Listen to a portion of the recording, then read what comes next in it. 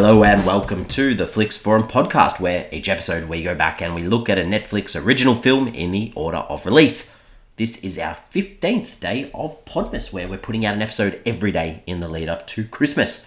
Today we are discussing Netflix's 283rd film from 2019. It's the Nigerian crime drama called Òlòtūré. It's directed by Kenneth Gyang and stars Beverly Osu, Sharon, Ooja, and Omowumi, Dada. I'm Jesse. I'm your host. Thanks for joining me today. Christmas getting closer. We are going to race through this one today. Another international film. We've had a few through this December period. But we start our show with our Fast Flicks, where we do a quick little summary of what the film is all about. As always, give us a pause and come back later on if you don't want this one spoiled for you. So the Fast Flicks for this film. This one's about a young journalist going undercover as a prostitute to try and expose human trafficking rings, but gets caught up in the illegal system.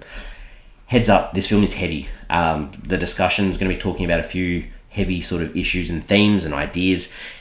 If this subject matter is a little bit concerning and you're not interested, don't worry. Join us tomorrow.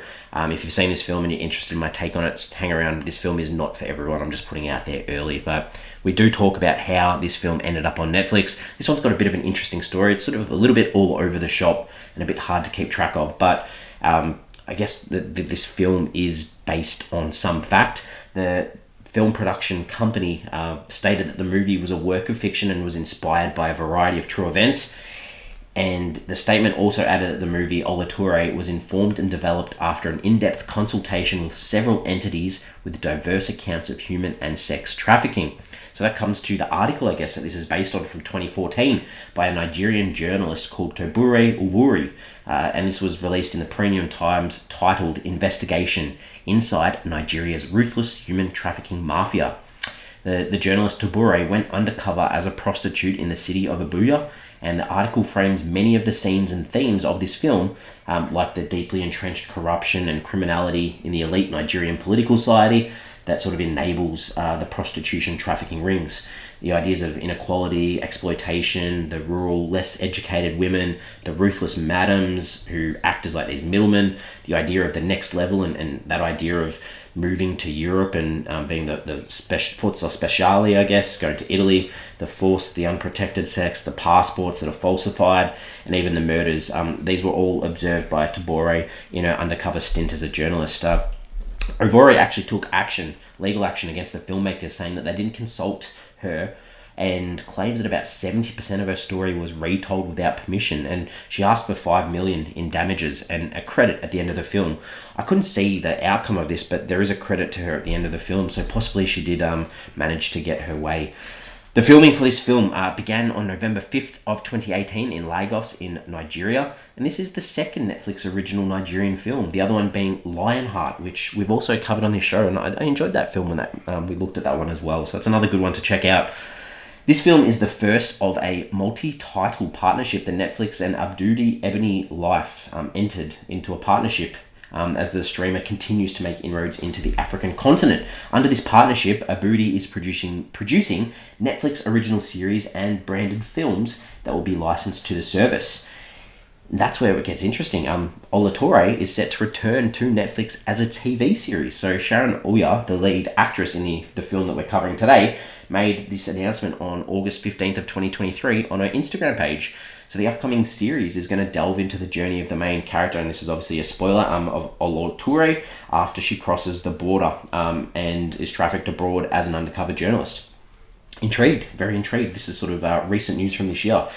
This film, it reached the top 10 worldwide on Netflix in its first few days, and the director said, "It's huge for me as a filmmaker that people have access to the film from all over the world. I want as many people as possible to see it and have conversations about sex trafficking." And that's the whole gist of this film, is to highlight this issue, I would suggest. The set locations, especially this final scene at a border, this set was built from scratch. All the cars, the trucks, the hawkers, they're all brought in over 2 days, and they had about 400 people on set for those days of working, which is quite a feat for a nice little film. The film does finish with statistics on human trafficking, highlighting what I was mentioning before, and talking about it being the modern day slavery in action. The statistics they use is that the industry is worth $150 billion globally, and 99 million alone is generated from sexual exploitation. So the route between Northeast and West Africa generates about 150 million a year in profits. Very sad. This film is sad. As I mentioned before, it's pretty heavy. This did premiere in October on the 31st of 2019 at Tunis as the premiere, and then hit Netflix worldwide on the 2nd of October 2020. Translation, so the word Òlòtūré, which is the title, and I think it translates to clockwork, I think, along those lines. But we do see at the end of the film that it sort of mentions that it's another word as well, accountable, I think. No, not accountable, endurance. The word endurance as well is mentioned. I guess in Portuguese, the title is For a Better Life, which is a good one too. Russian, it goes with the simple title of journalist. So some interesting things there. The tagline for this film was, "Her quest to expose the truth takes her to the verge of no return." Not a huge fan of that tagline. Pretty straightforward. Just tells us the story, really. So nothing too exciting there. What are the critics and audiences saying about this film? On Rotten Tomatoes, it only has one review. It's fresh, so not many people, not many critics have seen it. Same with the audience, less than 50 ratings on Rotten Tomatoes. Sits at 56%, so that's kind of pretty low. On IMDb, it only has 877 ratings. Sits at a 5.6 out of 10, fairly high. Letterboxd, fairly high again, 3.2 out of 5 on a bit over 600 ratings. It's only been logged by about 800 people, so again, 2 days in a row, not a lot of people have seen these films. What are my early thoughts? This is brutal. This film's going to be triggering for some, and deservedly so. The message and the story it tells, though, it's important. It's exposing what's happening in the real world with very little being done to prevent it, and it's done really effectively through this film. So I'm a bit of a fan of this film and how it was put together. Let's talk about the characters. So Òlòtūré is our main character. That's her real name. Her undercover name is Ehi. She's this journalist who goes undercover as a prostitute for a story for the newspaper that she works for. She seems to come from a fairly well-off family. She's got this mum who cares for her.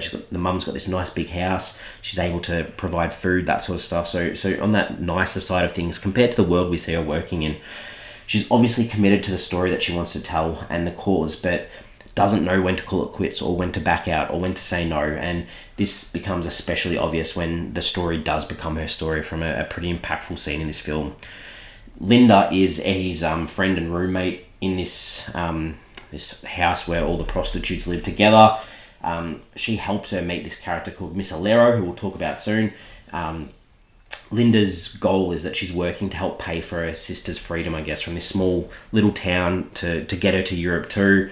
Her name's Beauty, and she wants to spend that time with her sister and create a better life for them so they can send money back home to their mum and support their mum as well. But little does she know this world is not a very nice place. Emeka is Òlòtūré's boss at the newspaper. He checks in with her regularly. There's sort of some weird love interest that they try to show between the two. I'm not sure if that was needed at all, because this guy is literally just her connection to her job. Miss Alero, I mentioned before, she's she's like a female pimp, a female lady who takes the money from these down and out women to smuggle, the promise of smuggling them to Europe.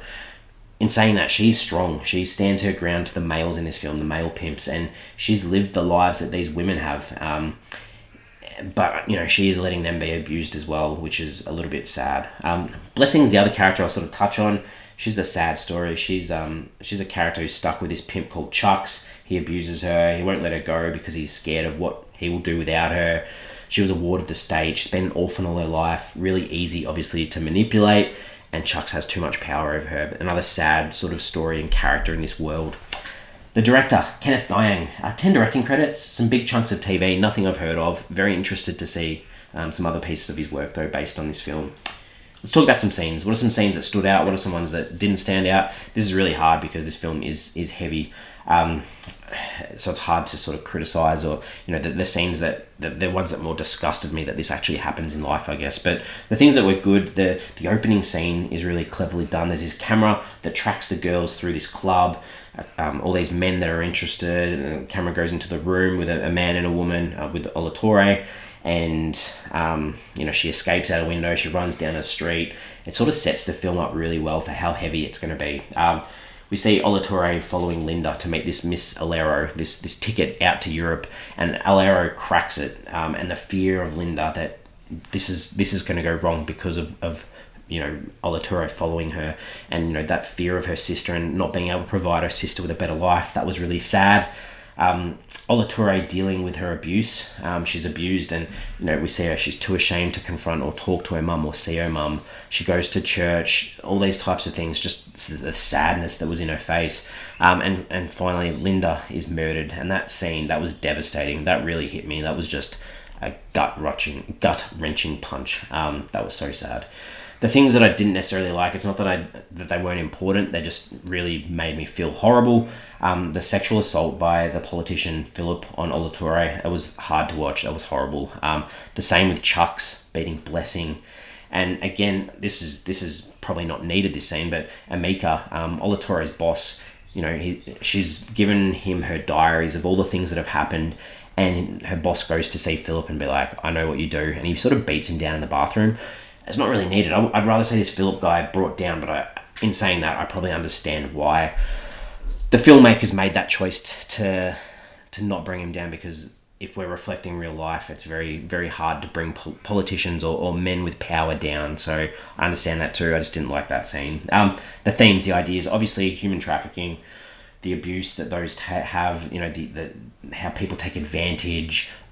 And sometimes this is of the most vulnerable people. The people actually need to get out for a better life. So it's super sad, that idea of politicians and people with power and abusing it, especially men. They literally get whatever they want in this film, which is super sad. That idea through Òlòtūré, that knowing when you need to step back, that sometimes personal emotion takes over when justice is trying to be found. Money runs the world, obviously. What can money buy? How much of it is needed? That idea of trying to escape poverty, and that changing idea of society, especially in this film, they make lots of commentary about technology changing lives, even if it's the idea of pimping. Alero, she says to Chucks, the pimp, at some stage, that you're in an analog world and we're in the digital world. You've got to adjust and change with society too. What did I take away from this film? This is a reference from a Nigerian who wrote some commentary on this film. So, close to home story. Name is Okiki Adetuti. And this is what they said. They said, Òlòtūré is not a complete thought because it was never about Òlòtūré. It's about how people of this country have positioned themselves to think they deserve to be abused. How politicians, powerful men and women can still get away with anything, and how under our noses sex trafficking grew into $1 million industry and we're still not doing anything about it. Just what a great take. Like that sums it all up perfectly. Like I said, this film is devastating, and you can probably tell from the not the lack of enthusiasm in my voice, but just thinking about this film, how impactful it was. Questions, ponderings. What are some thoughts on this film?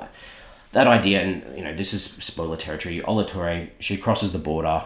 What's going to happen to her? Obviously, we're going to get a Netflix series about it now too. But will she escape? Will she keep writing her story? What's going to happen? I'm interested. The idea that as a journalist, and these are just some iffy things with the plot, but why would Òlòtūré be sent alone to such a dangerous environment? Why wouldn't there be more check-ins? Why wouldn't she go with a partner? Some things like that didn't make sense. There's a scene where we spoke about Philip and he takes advantage of Òlòtūré. He offers her aspirin, which is obviously a pill to make her sleep. She'd already tipped her drink out when he tried to spike it earlier. So why didn't she put the pill under her tongue and spit it out? It just didn't make sense. I wasn't a big fan of that. I don't understand why they had to include a love interest between Òlòtūré and her boss. It sort of didn't add anything to the plot. Miss Alero, she sort of gets away. We don't see the follow-up from her. They had her registration plate at one stage. We know she didn't cross the border. Does anyone go after her? I hope so. I hope we see that in the follow-up.